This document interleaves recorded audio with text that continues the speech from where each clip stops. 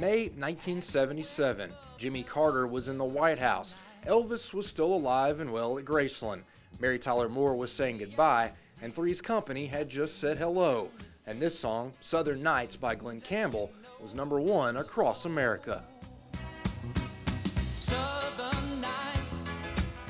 And it was on a southern night back in May of '77 that a mystery was born in this Marshall County cemetery.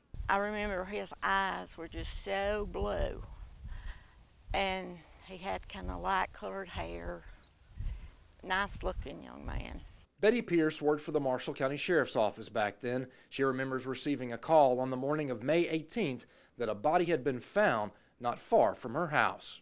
When they said Martland Cemetery, I said, oh, let me go, and so I came with the chief deputy. But what Betty Pierce found here among the headstones of the Martling Cemetery would turn out to be more than a murder mystery. It would actually change her life.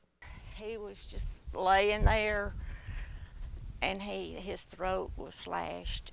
And the gruesome details didn't stop there. The young man's lower body had been covered in some type of flammable liquid and set on fire, and something else very bizarre. He had yellow paint poured on him.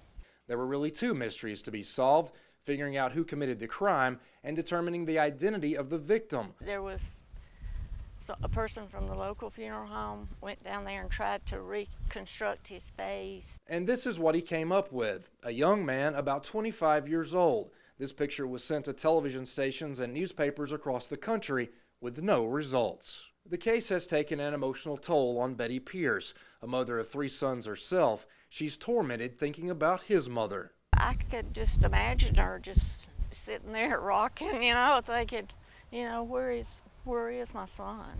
What has happened to him? Is he dead or is he alive? Mystery, like this and many others in the trees. 30 years later, the young man with the deep blue eyes remains a nameless body buried here in the Arab Cemetery.